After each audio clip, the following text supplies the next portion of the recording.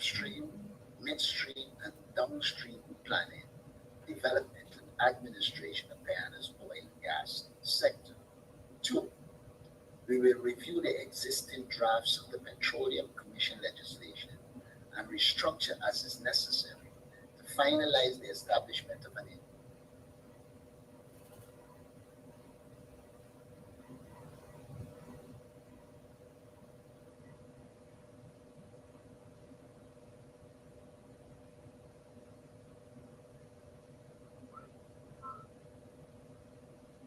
refining and gas utilization for the energy conversion. Three, to eradicate corruption and unethical conduct by government and contracting officials, we will institute an independent Inspector General's office with a 24/7 anonymous hotline to involve the public in reporting any knowledge or appearance of corruption. The Inspector General's office will be adequately resourced and vested with the authority to conduct independent investigations and, where necessary, recommend prosecutions. Four, we will immediately reinstate the coalition government's requirement for full liability coverage. This includes the appropriate insurance, as well as parent company guarantee to cover the full cost of an oil spill, prohibition of gas flaring, except in special cases of startup, emergency and maintenance and compliance with environmental impact assessment, re-injection of the very hot toxic and oil-laced water in accordance with international standards and the World Bank. We will implement the World Bank's plan for an oil and gas unit at the EPA comprises skilled and experienced oil and gas professionals to provide adequate oversight. Five, will inculcate the safety and environmental protection culture, that safety and stewardship of the environment take paramount over production and profits, and there must be accountability for any violation of this rule. Six, we will complete an in-depth analysis of projected estimates of the annual oil and gas production profile through the life of the fields, and two, corresponding estimates of projected government revenues, which will inform the government's annual budgetary allocations and out-year strategic planning. There will also be a regular review of the movement of oil prices in the short, medium, and long term. Seven, to ensure economic sustainability during and after the oil and gas era, we will make the building of capacity in the education sector our highest priority in the investment of oil and gas revenues, including the equitable distribution of wealth to local areas of the regions in the form of capacity building projects and job creation to avoid the oil curse syndrome. Eight, we will conduct a national skills audit for all sectors of the economy, including oil and gas. This will identify the needed categories, competencies, and skills, along with the strategies for the training and development that will include on-the-job, off-the-job, and classroom training provided by international contractors. We will establish a consortium comprising the University of Guyana, the government technical institutes, and other training institutions to also facilitate the training needs identified in the skills gap analysis. Nine, we will develop a directory of registered diaspora oil and gas professionals and businesses. The aim is to ensure an active and organized utilization of their skills through partnering and advising with provisions for preferential consideration in the procurement process. Then, considering the vastly changed conditions since the signing of the 2016 Stabroek Block Production Sharing Agreement, and consistent with Article 32.1 of the PSA, we will complete a top-to-bottom review of the PSA and then engage the Stabroek Block partners to maximize the benefits of all the resources to the people of Guyana while ensuring a fair share of profit for Stabroek Block partners. The review will include but not be limited to ring fencing of projects, oil tax regime, environmental responsibilities, decommissioning, transparency, the timely reporting of information, regulatory oversight, and real-time monitoring, auditing, local content, shared management, and decision-making in operations in the oil and gas sector. 11. We will conduct feasibility studies to determine the viability of creating a national oil company and or a local refinery. 12. We will complete the cradle to grave management plan commenced by the coalition for the management of the millions of tons of hazardous and non-hazardous wastes generated by the oil and gas industry and the rest of the country to ensure that treatment, storage, and disposal of these wastes are done in accordance with safe and environmentally sound international standards and practices. This will include completion of site evaluations and selections and designs of state-of-the-art landfills to guarantee adequate treatment, storage, and disposal currently unavailable in Guyana. 13. We will undertake a complete review of the Stabroek Block PSA, and we will also complete a similar review of the contractual regime of the other blocks. 14.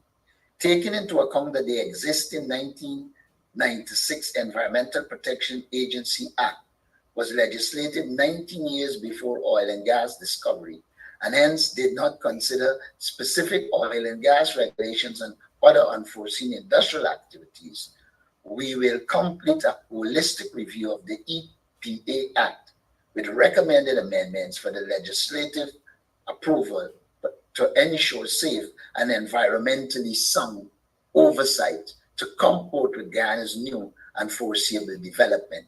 15. For full transparency, we will institute a publication of information protocol, ensuring that all information, including but not limited to contracts, agreements, contractors' quarterly reports, new discoveries, updated reserves, and production data be made available and accessible to the public conveniently and timely. 16. We will complete a feasibility study to evaluate the most economical and environmentally viable options for utilizing the produced gas as an energy resource for Guyana, including the use of ISO containers for the transportation of natural gas to shore. 17. We will conduct a review of the Natural Resource Fund and restructure it as is necessary to ensure its independence, prudent management, and the fulfillment of its mandates. 18. In order to stimulate the local economy and gain skills and international competitiveness in the supply of goods and services, we will institute a local content policy that ensures equitable participation of local businesses by requiring the contractor to maximize expenditures on local goods and services. 19. We will govern and manage the oil and gas sector in the best interest of the people of Guyana and in accordance with the rule of law. And 20. We will utilize the resources of the oil and gas sector to craft a foreign policy which will facilitate the integration of the oil and gas sector into a strong national economy that can help to protect the territorial integrity and sovereignty of our nation. Thank you. Thank you. At this time, we will take questions on the first statement, and I'm asking that we note today that we will be speaking with the press statement. Press statement, sorry.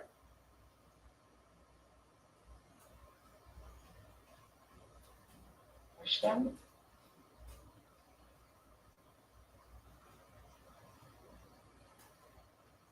Ms. Rennie?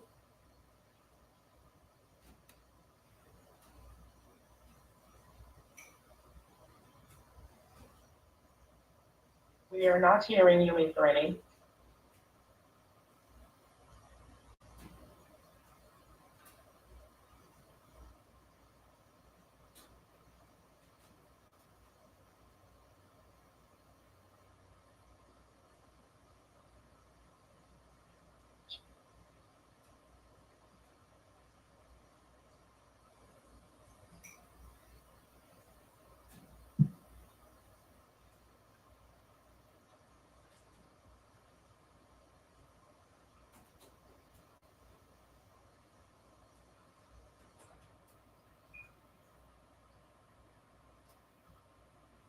Check for any other person.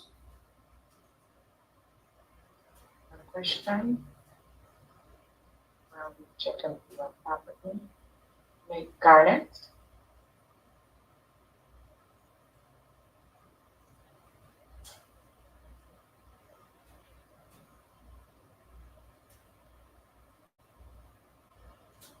Miss Garnet, Miss Renee will type her question in the meantime.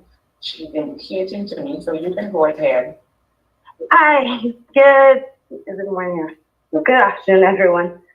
I what can you kind of kind of repeat what the headline for the list that he just read out is? I came in, the recording started to me at number 3, I think. Okay. So I know he read the list. The headline is PNU's policies, strategies, and principles for the development of the oil and gas sector. Put simply, it is our basic policy paper on how we intend to manage the oil and gas sector. Okay, I have 2 questions. The first one is, I noticed some of the things that Mr. Norton said somewhat contradicted the actions of what took place under the AFC government when they were in government, such as he mentioned the revealing of contract and information, making it public, but we had that when AFC was in government, we had to fight to get the PSA revealed. There was a lot of criticism and pressing for the party to reveal that contract. So, and then there was the secrecy of the $18 million signing bonus.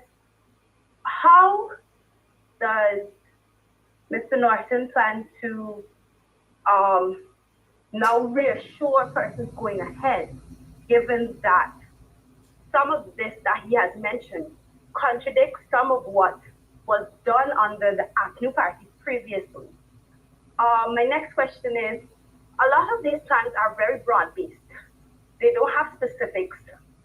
And a few weeks ago, I would have asked Mr. Norton a question about when he had mentioned about the teacher salary, where he had mentioned that he would give 35%.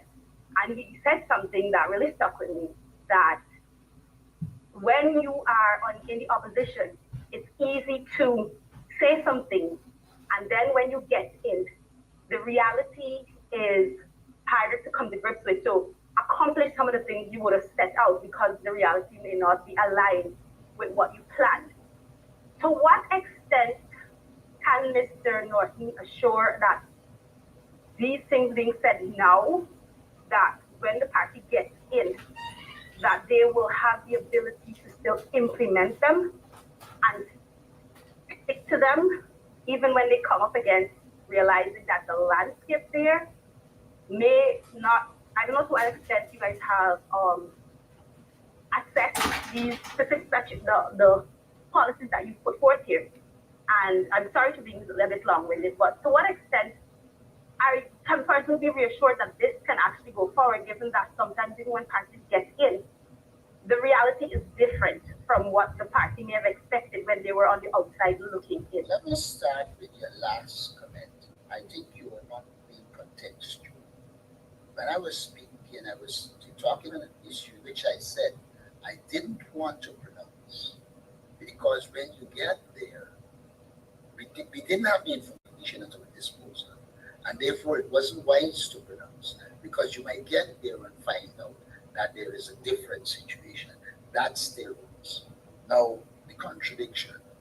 It is a fact that the first time anyone saw the contract was while the APNU, AFC was in government and put it in the public domain.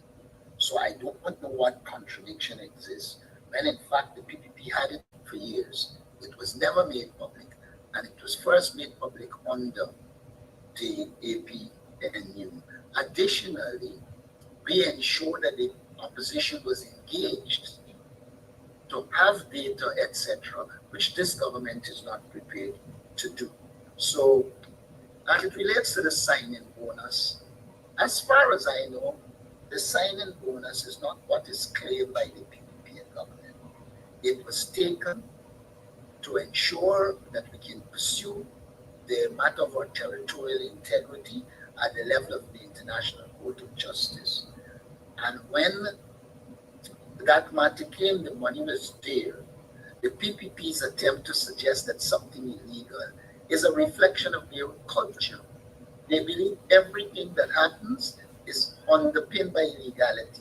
If there was illegality, why when they came to power they didn't take action? And may I ask this question? Is it not true that the money placed there obtained interest that has been spent by the PPP? So I would say to you, one, the signing bonus was taken and it went to what it was intended for. That in itself should reassure people that we are people to our word. Like I said, there is no contradictions. You said there are no details. And my understanding of policies is that there are broad guidelines for action. After you would have developed your policies, your programs, and your projects, you can go to the policy and develop specific programs that you will implement to achieve your objective. So one does not expect in a policy document a plan, details. You are providing general policies that the people who you govern will understand the direction you're carrying the country or the industry. And so I do not believe that there is need for even the suggestion that there be details when we state at the top policies, strategies, and principles. Now, as it relates to the comment on teacher salary, I think in that presentation, we did test them more than once. In one press conference, I showed where you can take the money from. I pointed out that we can cut waste, we can cut corruption. Teachers can be assured of that because the money is there to do it, and we will not waste money in the way the People's Progressive Party is wasting money. And the money that is going to be saved from corruption and wastage by itself, by themselves, can pay them. But additionally, outside of that, there are resources in the national treasury that can pay the teachers. So I would say people can be reassured of our position. And like I said previously, there will always be times when you arrive at a desk.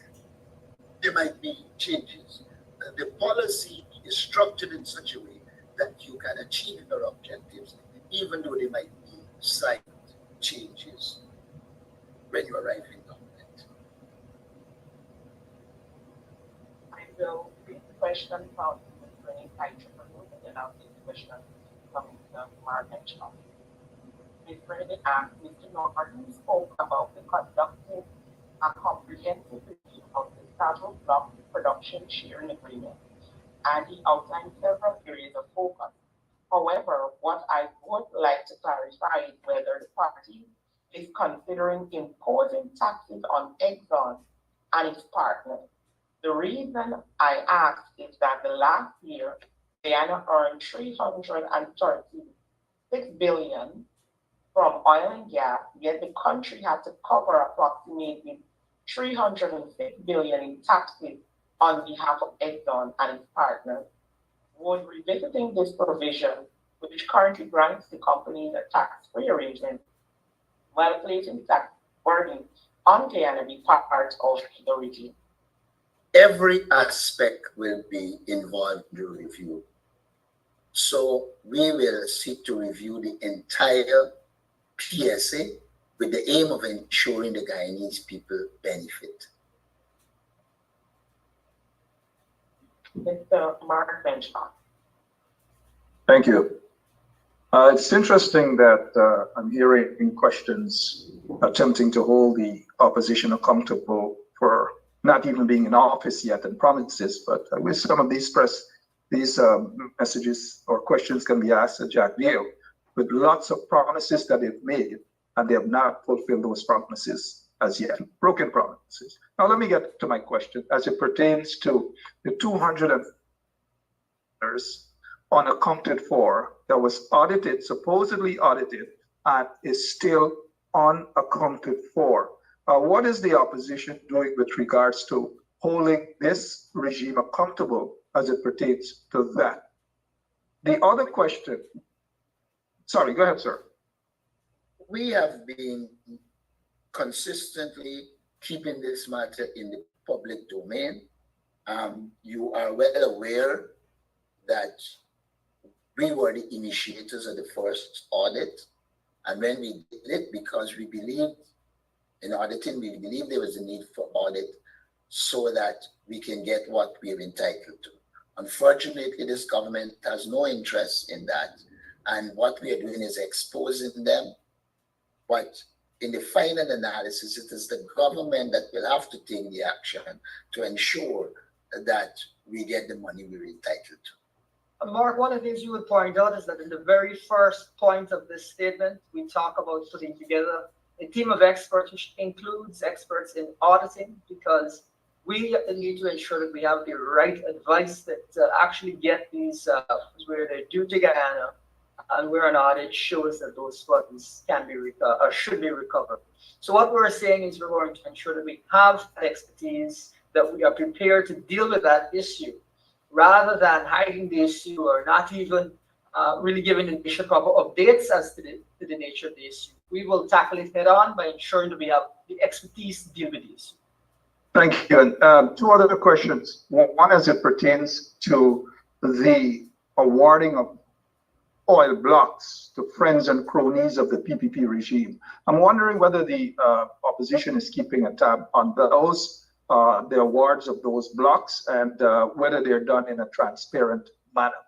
The other thing that came to mind, and I noticed that Bharat Jagdeo talks about it often because it's probably touching him, is when he made a promise to work out a deal with Venezuela to share the some sort of economic zone with Venezuela. Were the opposition to get in office next elections, hopefully, will an investigation be launched in regards to what Jagdeo meant to give away a piece of Guyana to Venezuela?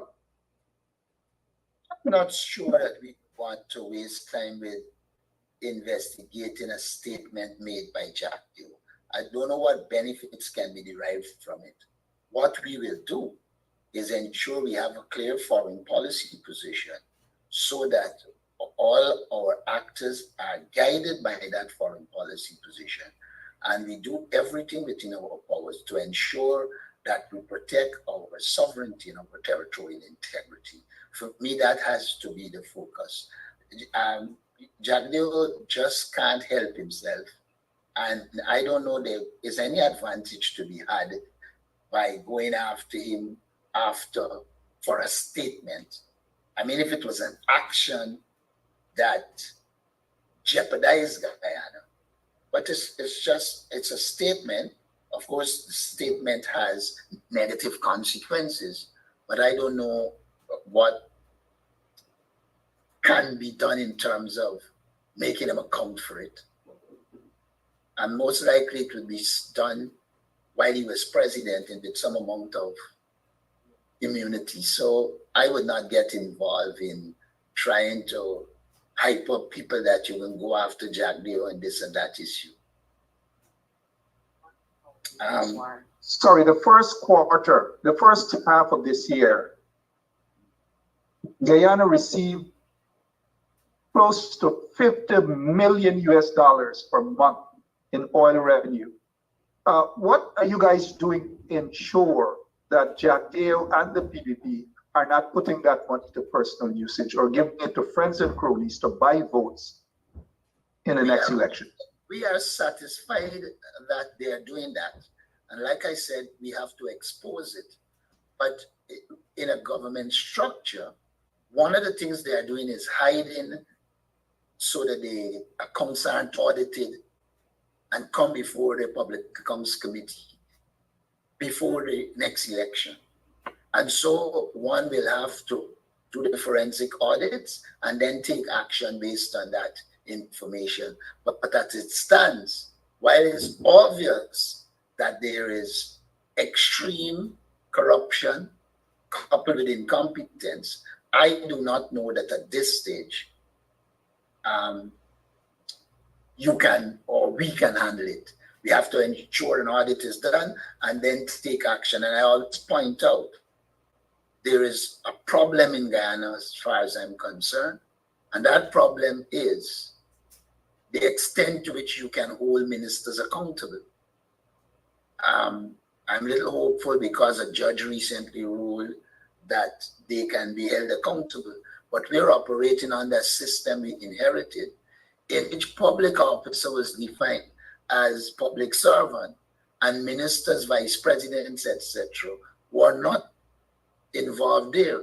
You would recall the attempt to bring Ashley Singh, Anil Nandala, and the president himself to justice, ended up in long battles as to what constitutes a public official. And so one has to be very careful that we don't. One of the things I think happened the last time is that there was a lot of talk about bringing people to justice, etc., without paying attention to the system that exists. And then when you got into power and the legal system was used to delay and push back everything, it appeared as if you weren't doing anything. But we have to remember, Guyana does not have a legalistic system to deal with corruption and malpractices in government. And that will have to be rectified if it's to achieve your objective. And even if you rectify it, I do not know that it can be made retroactive. So we have to face the reality that exists. What I would also say, Mark, is one of the things that we really want to highlight, some of the points we've raised here, is that we believe that we must strengthen our institutions and build out institutions. When it comes to you talk about the allocation of oil blocks, we speak about the auction of oil blocks being guarded, being carried out by a petroleum commission. What we've seen in the past on TV is that they engage in one-on-one negotiations and you don't see auction.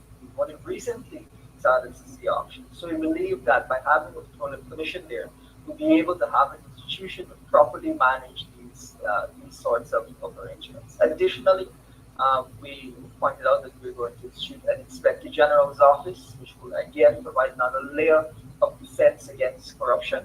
And that is really vital in order to ensure that this industry, which across the world is often been plagued by corruption, has some, again, further safeguards. So we recognize that, as Anita is mentioning, some institutional and legal limitations, and through building our institutions and strengthening the framework of governance in this country, we believe that we'll be able to move things forward. We even want to point out that, I think it's our second to last point here, or third to last, we mentioned that we believe that the rule of law is vital.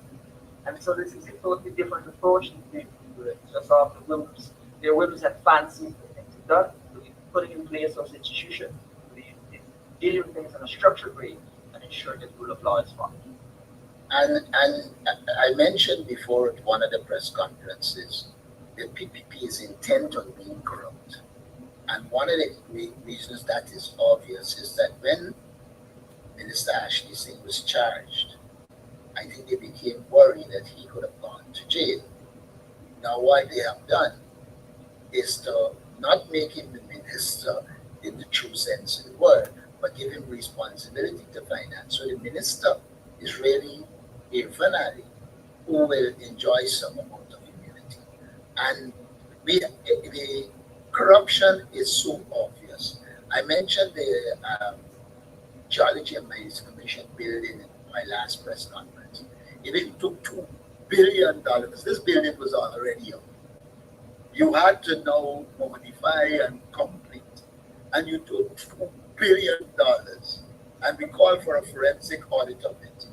They're not likely to do it, but it is an issue we keep on the front burner because it is based off the Guyanese money, and a lot of this money is going into the pockets of the PPP elites, their friends, their families, and their favorites.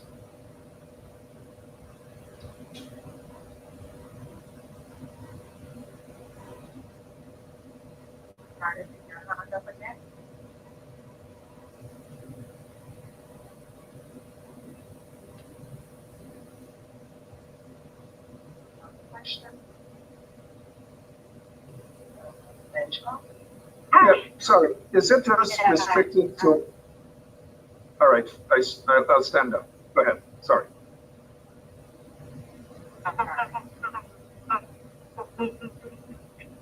We are not hearing you. You are having it very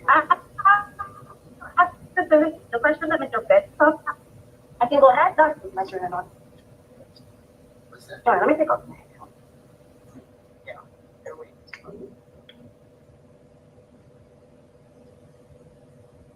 Hello? Go ahead, you're hearing you better now. Oh, you guys can hear me?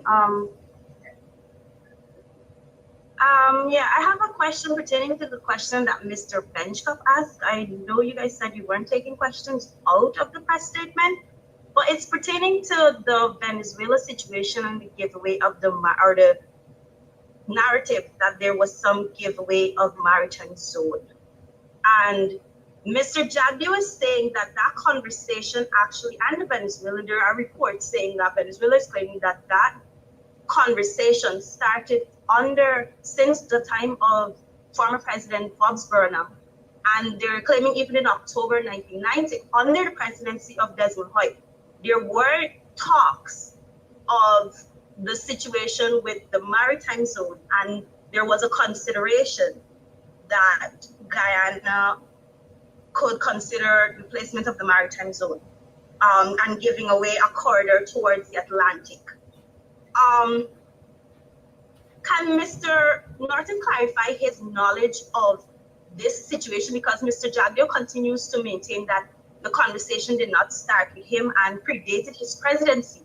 Is it prudent for us, particularly given the tension that's going on with the border controversy, to continue the narrative that it started with former President Barry Jagdio? And can Mr. Norton say what is his knowledge about, was there some negotiation or considerations under the former Forbes Burnham and then Desmond Hoy about the maritime zone that's being spoken of right now? Based on my knowledge, at no stage did we consider giving part of the maritime zone. I thought our position has always been the 1899 arbitral award that settled it, and that we wanted a solution to that. I don't know of any time under Desmond Hoyt or Forbes Burnham that they ventured to what is Barrett Jagdio is a pathological liar. I will not worry anything that Barrett Jagdio says. He has no credibility. But I can say to you that from my knowledge, nothing like that happened. And let's assume you didn't have a situation in which the foreign ministry in those days operated whimsically. Virtually everything was documented. And if there was documented evidence of that, you know Barrett Jagdio, he would have provided it.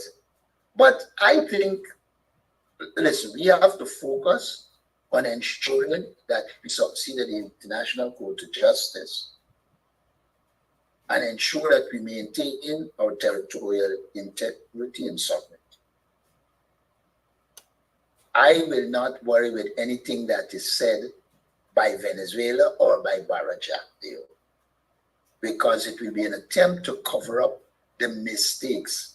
I recall while I was in opposition and I was Shadow Minister for Foreign Affairs, I don't remember the year, the PPP was talking about joint exploration of the area. And I remember we objected because we believed that that was letting Venezuela in, giving them a toenail. And we objected. So I do not see how, with Burnham's intellect and approach, Wright's intellect and approach, they would have become engaged in something like that. I think Barrett is just covering his incompetence, ability to be transactional. Mark Benchcott. Can I have a follow-up, please? Two things. One, I know that the Venezuela actually submitted something to the ICJ saying that they had interactions with former President Desmond Tutu. But outside of that, do you think it's prudent in this time of the border controversy to even be pushing the narrative that anyone in Guyana had tried to give away a part of the Atlantic, given what the tensions that we have with Venezuela, and that we should be providing a united front to combat everything that's coming from Venezuela and their claims? We have provided a united front. It is Barajak that raised the issue that you were talking about, not us. We sought from the inception to provide a united front. When I spoke first with President Finale, I said to him there's a need for a united front. And I guarantee him that he will get the support of the opposition in the Venezuela territorial controversy. What you need to do is to curtail Barajak whimsical approach and see what you can do to his mouth to make him not create problems for us. But at no stage did we promote anything of that sort. But if the question is asked, we have to respond, which I did. I would also say that it seems strange to be kind of making the argument that no matter what the PPP does, even if it is potentially treacherous to the country, we must present a united front. If the PPP makes statements that threaten the future of Guyana, we would, of course, represent the Guyanese people and the rights of the Guyanese people. So just because we're looking to work together on this issue doesn't mean the PPP has a free pass to do whatever it is they feel like doing when it comes to such a serious issue. Forgive me if I'm wrong, but wasn't it the ASC member Kathy Hughes that resurrected the issue? Well, you have to ask that. You can ask us that. Madam Moderator, are we going to be allowed to ask questions, or people will just have a follow-up? Thank you.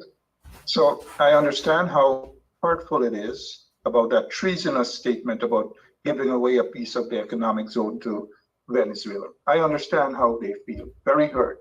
Having said that, though, I'd like to know what's the position with regards to another selling out of the Guyanese people by siding or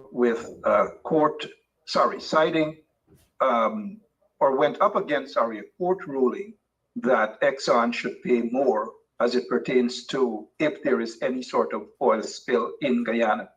I don't know where that court matter is at this point in time. The other thing, am I allowed a question outside of what was read from your statement, sir?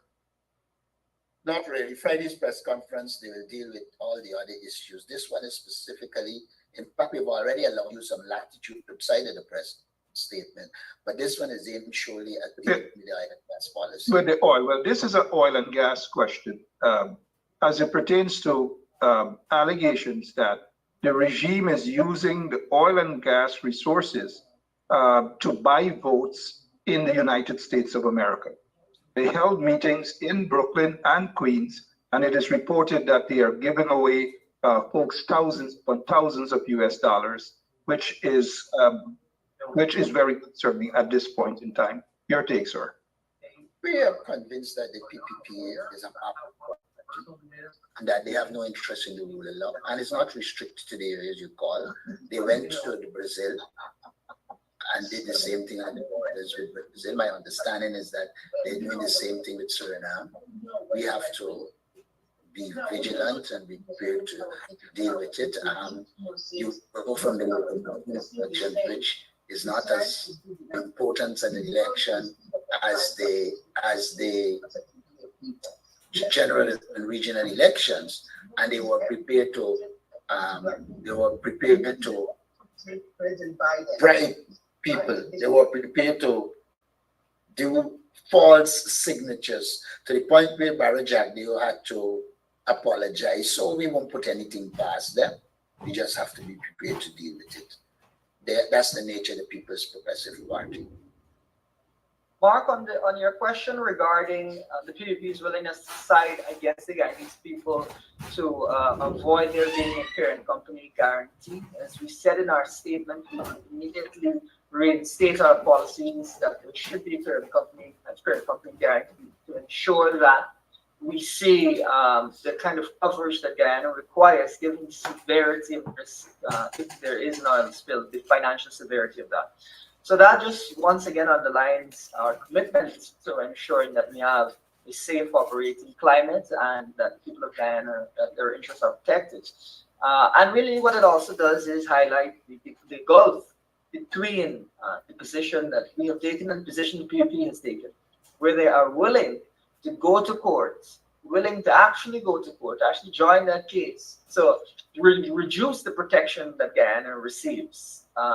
They didn't think that a neutral position was enough of a position. They had to go out of their way to do that. And so that really, I think, highlights there is a chasm between our positions when it comes to protecting Guyana and protecting the environment and ensuring that we are safeguarded in the event of an oil spill. And we will continue to highlight the importance of this issue and continue to highlight the approach that we believe we need to take to the environment. We even went further in this statement by indicating that we want to promote generally an approach and an understanding in this country of the way to deal with the environment, which is that we should protect it and live in harmony. Thank you. Time for one or other question. Question on first statement.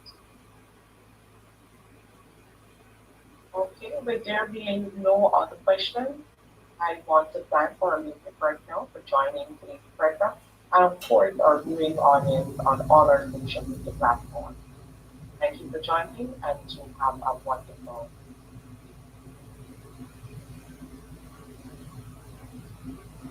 I can't take it no more.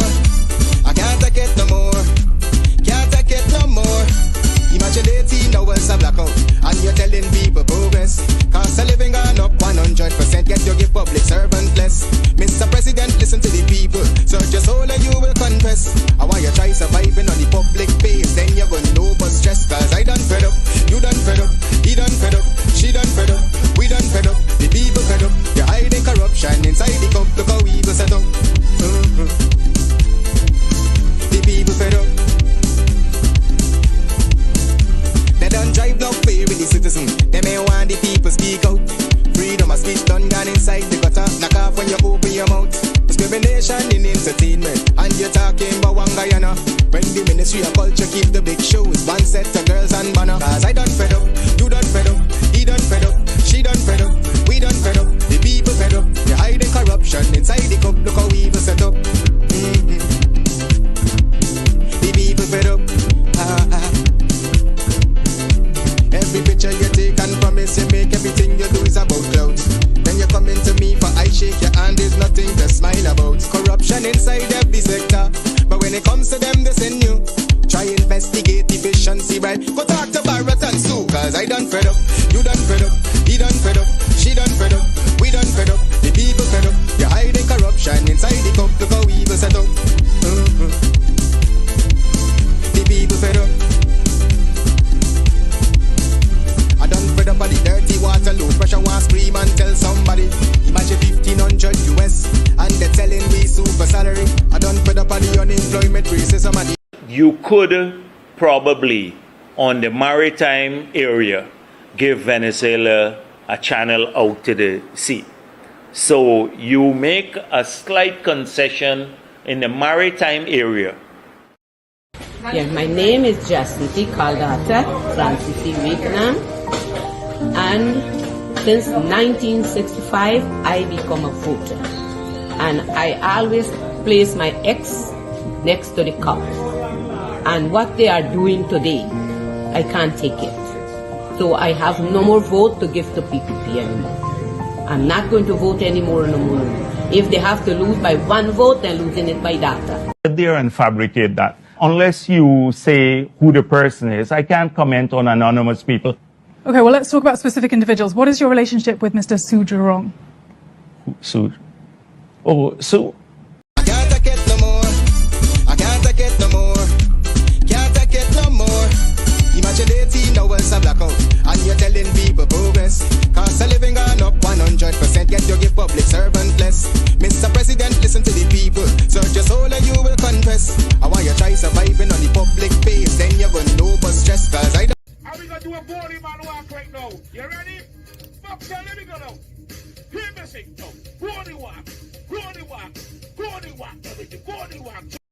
Jesus Christ, if cost of living double, I don't know what happened. A pound of sugar is $300 already. Flour, everything gone up.